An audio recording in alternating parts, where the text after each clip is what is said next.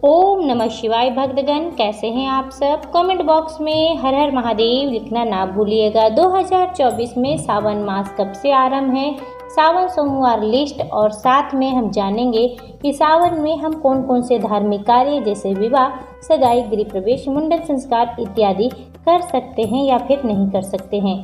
कौन से धार्मिक कार्य शुभ माने जाएंगे और कौन से धार्मिक कार्य हमें करना निषिद्ध होगा। इस साल सावन का महीना 22 जुलाई 2024 दिन सोमवार से आरंभ हो रहा है और इसका समापन भी 19 अगस्त 2024 दिन सोमवार को ही होगा। इस साल 5 सावन सोमवार के व्रत पड़ने वाले हैं। पहला सोमवार का व्रत 22 जुलाई, दूसरा सोमवार व्रत 29 जुलाई, तीसरा सोमवार का व्रत 5 अगस्त, चौथा सोमवार का व्रत 12 अगस्त, पांचवा सोमवार का व्रत 19 अगस्त के दिन पड़ेगा। आइए जानते हैं सावन के महीने में कौन कौन से धार्मिक और शुभ कार्य किए जाएंगे और किन कार्यों को करने की मनाही होगी। सबसे पहले हम जानेंगे कि सावन में तो चतुर्मास लगा है, तो चतुर्मास में हम कौन से धार्मिक कार्य कैसे कर सकेंगे। चतुर्मास वह प्रक्रिया होती है जिसमें भगवान विष्णु गहरी निद्रा में लीन हो जाते हैं 4 महीनों के लिए, और इन 4 महीनों में कोई भी धार्मिक कार्य और शुभ कार्य जैसे विवाह, गृह प्रवेश, मुंडन इत्यादि नहीं किया जा सकता है। पर चतुर्मास में पहला सावन का ऐसा महीना आता है जब भगवान विष्णु निद्रा में लीन हो जाते हैं, तब शंकर भगवान के ऊपर पूरे विश्व को चलाने का कार्यभार आ जाता है और शंकर भगवान सावन के महीने में कैलाश को छोड़कर धरती पर हम सभी के संकटों को दूर करने के लिए पूरे महीने भर विराजमान होते हैं। जो भी भक्तगण अपनी श्रद्धा भक्ति के अनुसार भगवान भोलेनाथ की पूजा अर्चना करता है, भगवान उसके समस्त मनोकामनाओं को पूर्ण करते हैं और उसके दुखों का नाश करते हैं।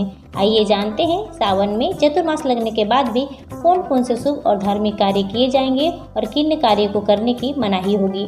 सबसे पहले हम जानेंगे विवाह और सगाई के बारे में।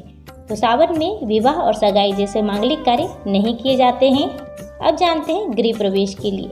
तो सावन का महीना खासकर सावन मास की पूर्णिमा तिथि और सावन सोमवार 5 सावन सोमवार व्रत पड़ रहे हैं। इन 5 सोमवार में और आप सावन मास की पूर्णिमा तिथि को बिना संकोच किए आप गृह प्रवेश कर पाएंगे।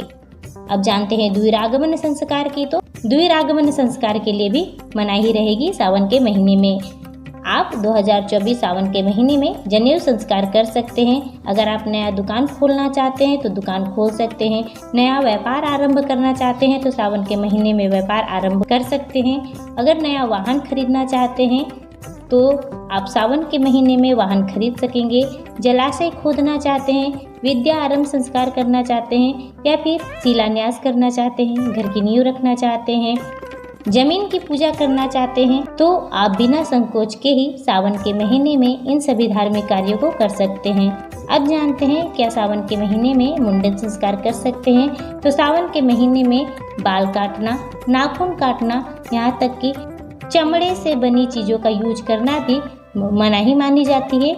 इसलिए हमें सावन के महीने में मुंडन संस्कार नहीं करना चाहिए। आई होप आपके लिए वीडियो इंफॉर्मेटिव रहा हो।